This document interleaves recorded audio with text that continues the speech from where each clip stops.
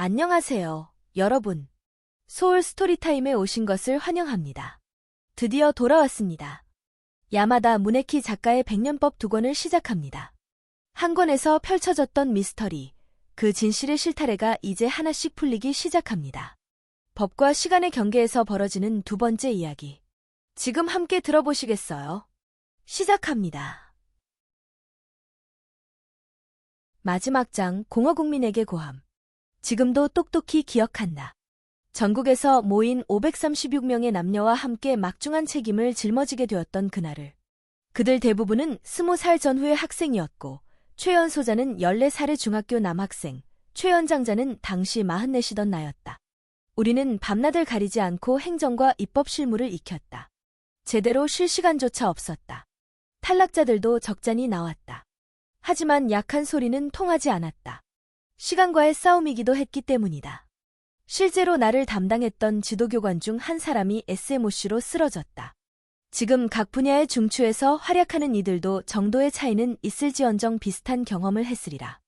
HAVI를 받은 이들은 16년 안에 모두 사망한다.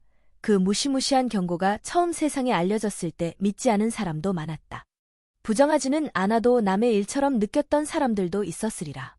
하지만 당시 총리였던 유사 아키히토는 사태의 심각성을 정확히 파악했다.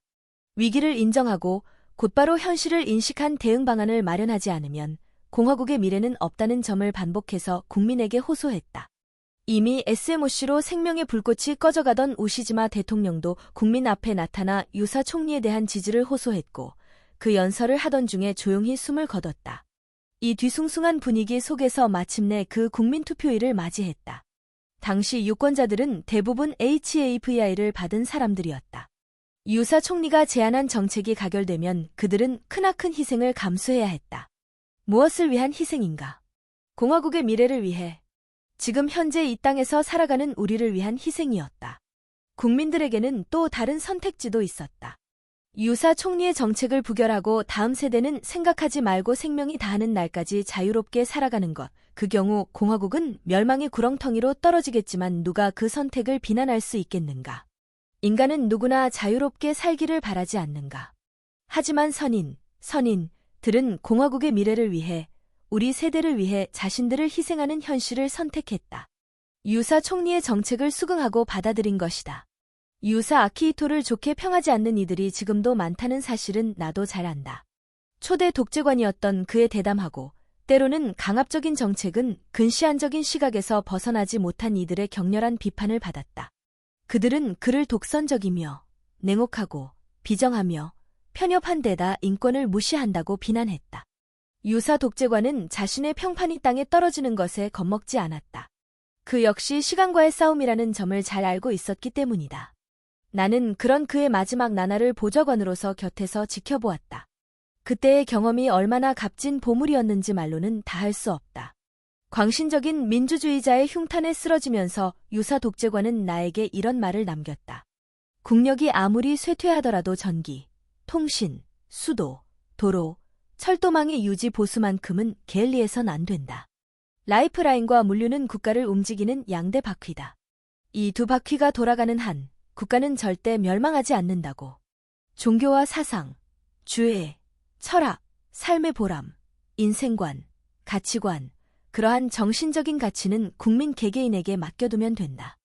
국정을 맡은 자의 책무는 국민이 인간다운 삶을 꾸리기 위한 물질 기반을 정비하는 일이다. 왜냐하면 그 일을 할 수 있는 건 오로지 국가뿐이기 때문이다. 마지막에 그 목적이 달성된다면 그 과정에서 어떠한 악평도 두려워해서는 안 된다. 떠올려보라. 실제로 지난 20년 동안 대규모 정전으로 사회가 혼란에 빠진 적이 있었던가? 수도꼭지에서 물이 나오지 않은 적이 있었던가? 물류가 중단된 적이 있었던가? 내 기억으로 우리나라의 인프라는 일관되게 제 기능을 다하며 우리 생활을 뒷받침해 주었다. 하지만 결코 그것을 당연한 일이라 생각해서는 안 된다. 지금은 이미 떠난 사람들의 숭고한 희생과 헌신적인 노력이 있었기에 우리는 지금도 문명을 향유할 수 있는 것이다. 그래도 여러분은 이렇게 말할지 모른다. 이 나라는 아직 밑바닥에서 벗어나지 못했다고. 그러하다.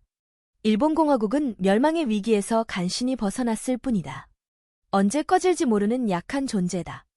하지만 지금 선인들이 자신의 운명을 깨달았을 때 어떻게 행동했는지 다시 한번 떠올리길 바란다. 미래의 절망에 자포자기하지 않고 이성과 긍지를 잃지 않고 질서정연하게 다음 세대를 위해, 우리를 위해 모든 것을 바치지 않았는가. 그 선인들에게 부끄럽지 않은 나라를 만드는 것이야말로 우리가 그들에게 보답할 유일한 길이 아니겠는가. 독재관 제도는 오늘로서 막을 내린다. 내일부터는 의회민주주의가 부활할 것이다. 공화국은 새로운 총리와 대통령의 인도하에 새 출발한다. 그러나 진정한 주역은 국민 한 사람 한 사람이다. 국민 여러분에게 호소한다. 자학적이고 냉소적인 말에 취하기 전에 직접 그 다리로 땅을 딛고 일어서라. 허무주의에 빠질 틈이 있으면 한 발짝이라도 걸음을 내디뎌라. 그 머리를 써서 새 지평을 개척하라. 우리의 눈앞에는 끝없는 공백으로 가득한 미개척지가 펼쳐져 있다.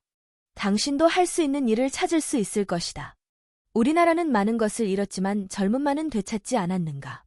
선인들의 숭고한 용기와 결단이 지금 우리의 초석이 되어 우리의 기운을 북돋아준 것처럼 앞으로 우리가 한 올 한 올 짜낼 건국의 이야기도 언젠가는 새로운 전설이 되어 후세 사람들의 마음을 밝히고 우리나라의 역사를 지탱해 나가리라 믿는다. 일본공화국 제4대 독재관 니시나겐. 자, 여러분. 야마다 무네키의 백년법 2권, 마지막 챕터까지 함께 들으셨습니다. 모든 진실이 밝혀졌습니다. 100년의 법칙 그 끝에 있던 것은 여러분의 마음속에 오래도록 남아있길 바랍니다. 백년법 시리즈와 함께 해주셔서 진심으로 감사합니다. 소울 스토리타임은 다음 작품으로 다시 찾아오겠습니다. 안녕.